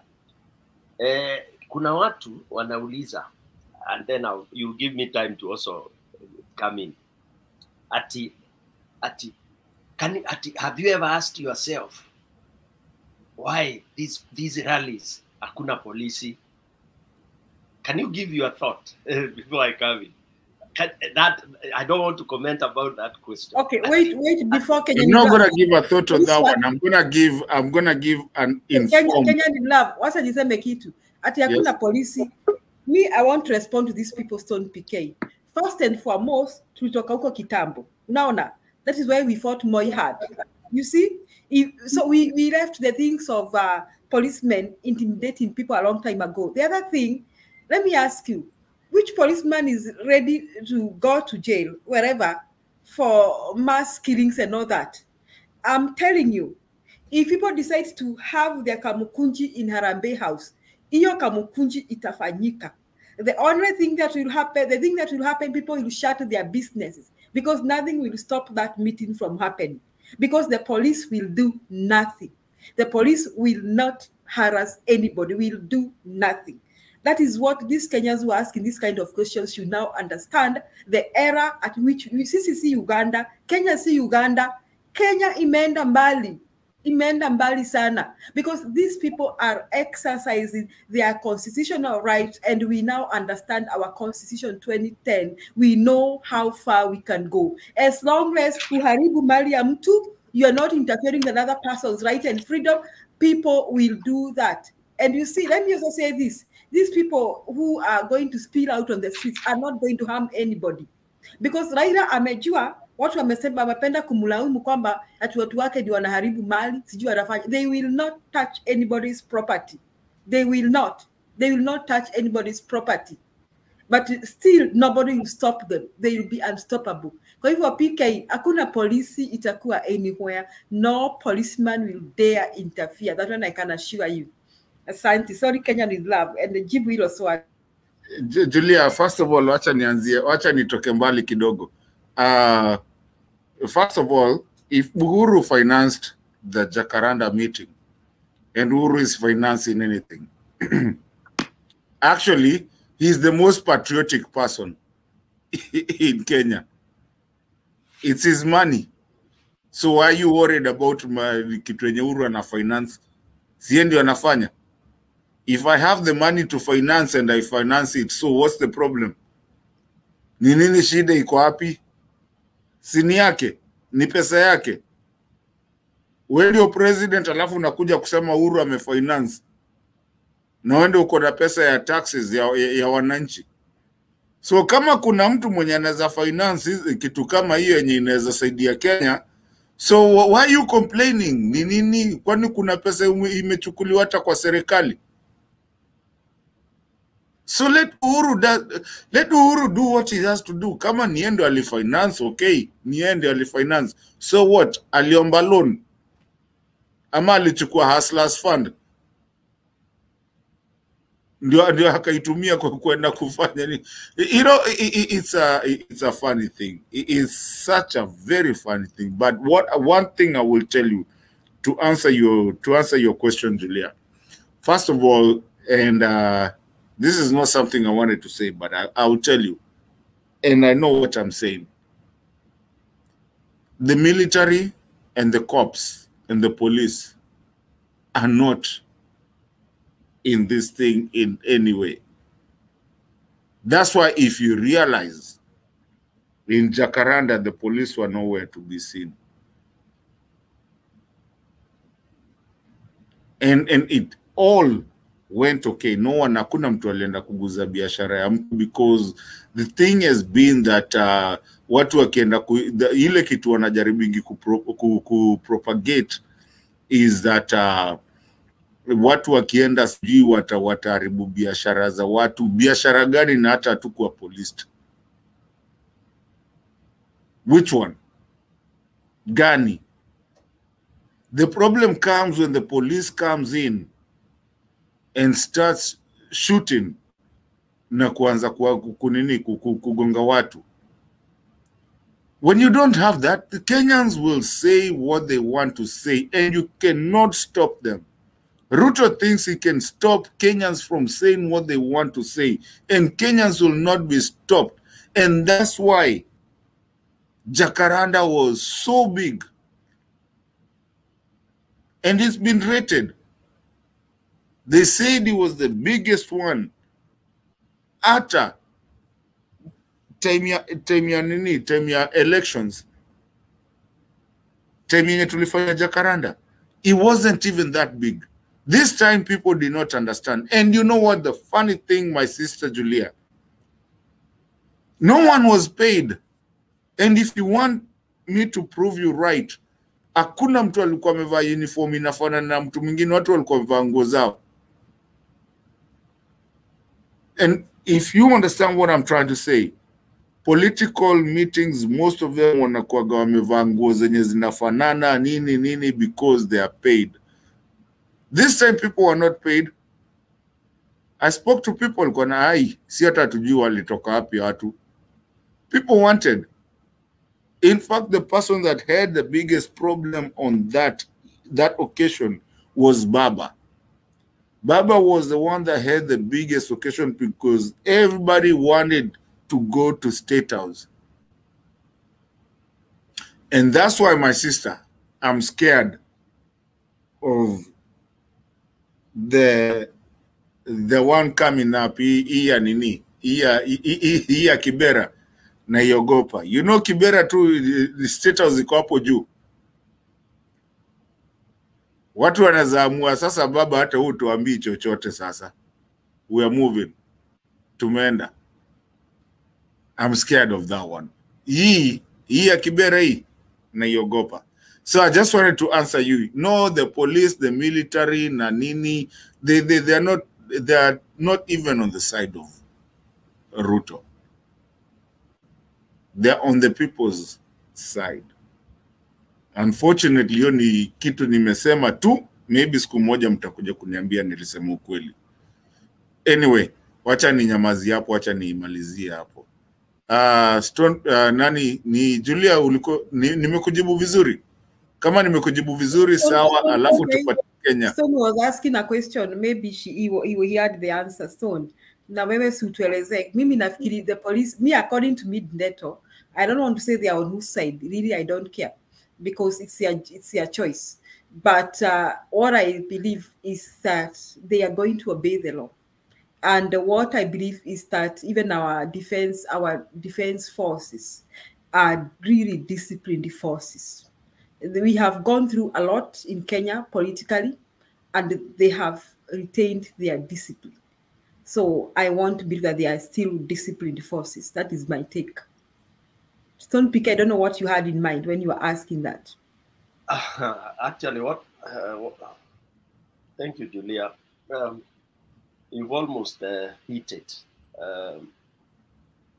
I saw some people asking, even on this comment, and also I was talking to some guys. You know, I have friends also who are on side, and we converse a lot. We have very heated discussions. But when it comes to logic, they are not able to reason. Most of them, they are hawajafika kiwango ya kuweza kureason. They can't reason. That's why they are very annoying. Because ukiingia logic, they shy off. They ask you very stupid questions. I mean, that is a stupid question. Ati kwa nini unaweza jiuliza why police are not in the rally? It's very stupid indeed. Idiotic. Idiotic in the sense that unataka polisi aende kwa rally kufanya nini? I want somebody to give me that answer. Those who have that tiny brain asking that question. You would want police to go to such a rally to do, even if you are a policeman. Would you be stupid enough to go there and sit there in uniform? You must be an idiot. And tunaenda hapo na uniform ya blue. Kudu. Kenya with love. Si utakuwa ni wale mtaani tulikuwa tunaita nongo. Utakuwa ni kama hizi vitu, hizi senene when kukinyesha hivi zinashikwa na taa inawekwa hapo, zinaenda kuminyo, zinaenda kukulwa. That is where we are. And in fact, Julia, you've said it very well. We don't care whether the armed forces, the police are with us or they are not with us. To hell with them. What we know is that they are Kenyans. Period. And this is beyond armed forces, CGU NINI, CGU KDF. It is zero. Yani imekuwa zero rated, and only brains can reason that and see that. Tiny brains watachocha hapa tu. If you are a clever person, hata ukiwa na rali kama hiyo, hata kama wewe ni amiri jeshi, huwezi pita hapo ukiwa umevaa uniform. Utajua ujui. That is how far it is, if you guys don't know. Lakini wezi wa ng'ombe bado wanafikiria ni mchezo. Because wezi wa ng'ombe wanaibanga ng'ombe, wanajua ni ya Julia na wanaichukua tu. Wanajua utamshika, utamuua, lakini anaiba na anaita yake. You know, born thieves are thieves. They will keep on giving those silly things. But the truth of the matter is, mahali imefika, which is so sad that imefika hapo, because you can't reverse that. Mimi, I'm sympathetic because the collateral damage. I would have loved Ruto akipinduliwa, akubaliwe akae Sugoi. But mahali imefika, atanyanyuliwa na afukuzwe. Hogea. Ataenda kuishi mahali ingine. It is sad. Ataishi kama refugee, whatever it is, or something like that.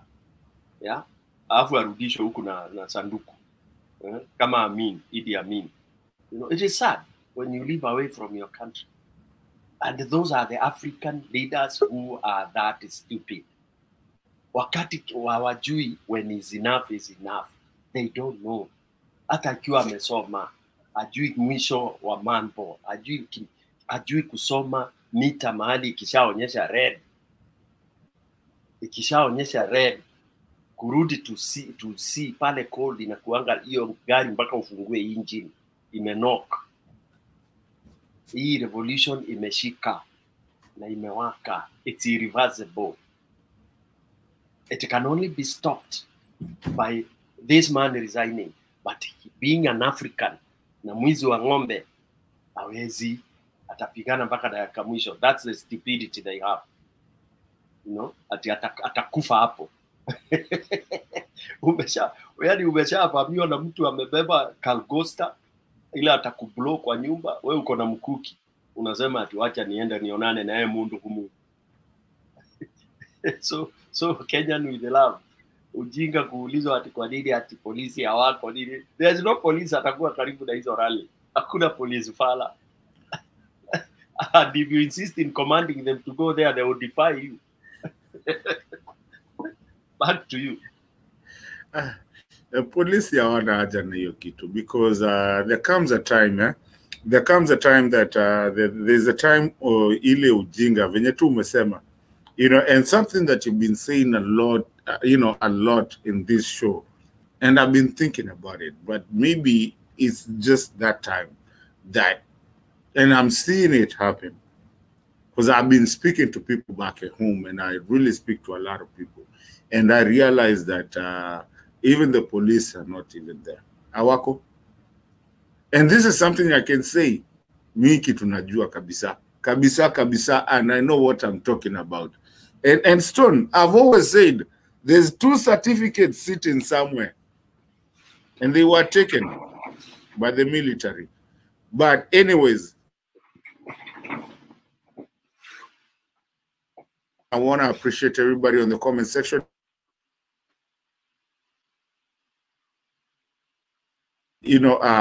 Political talk show. This is where you find Kenyans actually talking about what their country is all about and what we have to talk about. Yes, we have the parliament, but the parliament also we have people who, the tumbocrats out there, and we don't have a place to stay. I mean, to talk. We do have the Bunge la Wananchi, but this is the online Bunge la Wananchi, which converses and brings people from outside there, outside in the world, and also the people in Kenya, to where we can actually converse about our country. So we want to thank you so much for everybody that is following us. I can see there's a big number following us. The comment section, I can see you guys. Munakuja sana. Tuendelee. Let's talk. You can talk what you want to talk, and let's have a conversation about our country. Now, if you want to join in, you can join in through, I think Facebook is gone now. at this time because Facebook disappears mapema early. So we do have the Mutembei TV, and I think we also do have the Candid. Stone bado Candid iko? Nadhani iko. Yeah, so I think we also have the Candid talk show. I'll confirm to you guys, but you can come into the Mutembei TV and also subscribe to the Candid Talk. Let's subscribe to that. I'm trying to look, but I'll tell you guys. But anyways, let's keep conversing. If you want to come in, I think the link is online right now. You can see it on the comment section. You just have to click. You don't have to pay anything to come in. If you're watching us, you can come in. Kama unasikia kuna kitu tumesema unataka kuongeza ama unataka demystify, you can come in and have a conversation. Stone PK is here and we're still here. So just get the link, get in, and Mzalendo, fungua nini. I will not add you until you open up your camera. That, you know that better than kila mtu mwingine. We've been here for a long time. If you open up your camera, I will add you, but I will not let you come in because that messes up everything. And then tunaingianga kwa shida, watu wenye tunakujanga jioni, tunaulizwa kwa nini mnakubali watu bila kamera. So please open up your camera, I will add you. Kenyan Nazra, tumeenda Somali leo, nilisikia. This is for you. Kazi kwako.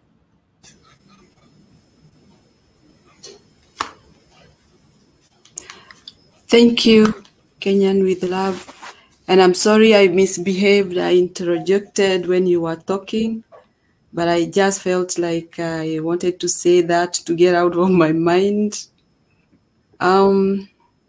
Yes, I know we are talking about our figure man, that is Raila. And Raila is a man we cannot play about because he knows his game.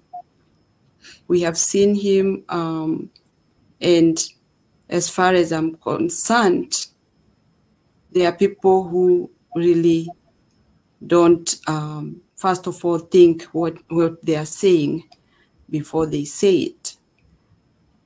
We have several people who have come to this forum and trying to say things that are not pleasant to us and trying to divert Kenyans' minds like we don't see or we don't understand.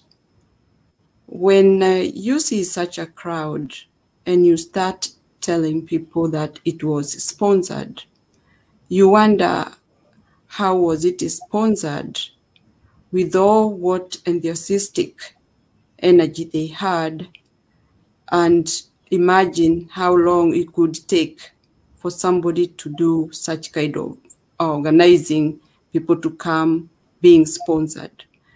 The behavior itself can tell you whether people were sponsored. And also, what we are waiting to hear from the government that is giving us headache and has made so many miserable, made so many people become so miserable, depressed, so unpleasant with that life. What we're gonna hear from them soon will be shocking. They have got all these dirty tricks, dirty games that they are playing with the Kenyans, of which Kenyans really, they have made up their mind. They know what they want and where they're heading. Soon they might say Uhuru is the one making them hungry, or he is the one making the current government not to give people food because with no reason. So what they are trying to do is they're trying to look where to hook their mind, the people's mind, so that they can decide else. But the problem is with the people, not Uhuru or Raila. People are the one who are suffering. And so whatever they say is what they are facing.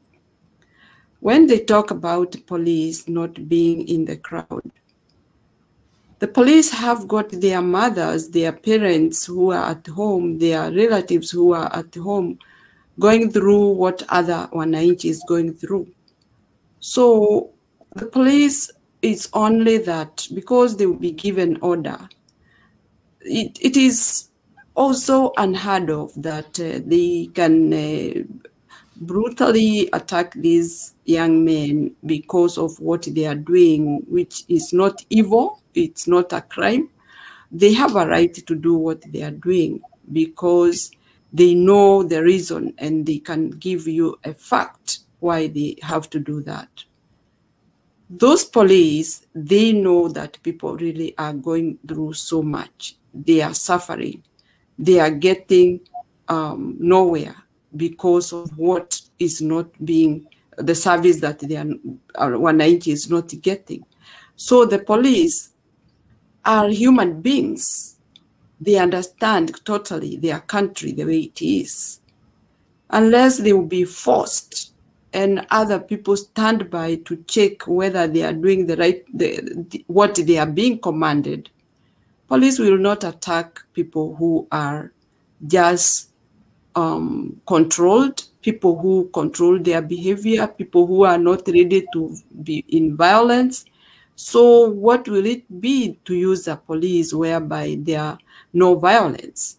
So even the government itself would pretend that they did not send the police, but they knew, even if we send the police, this crowd is not violent, this crowd is not ready for violence unless we go and provoke them. So they would prevent the police not to bring shame to the government. They also know that they can be ashamed because they will not catch anybody doing anything wrong from this crowd. So Kenyans, let's not have this diversion of mind, the idea of the government trying to impose like people, I mean, they have these many ideas trying to tell Kenyans that this crowd was sponsored just simply because they just want to say something. They just want to have, they want to be heard that they are seeing what is going on, and because it is the government on the chair, they want to be seen that like they are they are acting against this crowd. But I know definitely they are scared. They know that something bad is going to happen. I mean, to the government itself. They know this crowd is not a joke. They know this crowd is big and their mindset is correct. But the government wants to make sure that it doesn't succeed. So for Kenyans, let's hold hands, let's move in the right direction, and let's not even listen to these propagandas, what they are trying to implant in our minds. Because anything that you start and you want to finish in a happy ending, please don't ignore what they are saying, but don't put it in your mind to disrupt your idea of what you are doing. So for me, I would wish our Kenyans to focus and have this vision, make it strong, and let Kenyans join hands, have this thing done, and for once and for all, because we don't have a country if we let this government continue the way it is doing. We'll have a very tough life in this country. And because we have meant seriousness of taking our country to the right direction, we have to make it sure that we connect, we share our ideas among us, not listening to any propagandas, because that is the only way we can succeed if we focus our minds and make our mindset it's the goal that we are looking for. Let's resurrect our country, make sure that we are united, no violence, but make sure we have got the good idea of how to take this out on. And I pray and hope our country will be back to where we want and live happily, connected with every Kenyan in our country. Thank you so much, and everybody have a good night. Be blessed. Mami, don't go anywhere. You stay here with us. Leo naona umejificha huko kwa giza. I bet there's a reason for that, but at least you feature camera. I really appreciate everybody that is listening to us. I can see there's on this channel there's 249, and I believe the other side I think I saw 100 and something. So that brings it to almost 400 people. I mean 400, and also those are just the ones that are logged in. So I believe there's a lot more that are watching.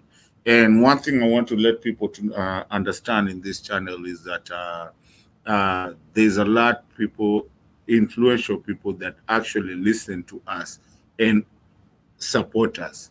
And what we talk here is actually listened by a lot of people and is watched even after we've closed the show. What we talk about here, and that's why sometimes when I come in, I get so hard after I realize that, because you know, we might come here and then tunaleta ujinga, and then unapata mtu watu wanasema kwani jana mlikuwa mkifanya nini, you know. So it's out there. We are a big channel. People listen to us. Whenever you come into the show, just know that you're being listened and you're changing minds. People are listening. So I want to appreciate everybody that is listening to us, the people in the comment section. Thank you for keeping it cool. We are closing. We are coming to a close here, unless some people come in, and Stone PK maybe might take over after that.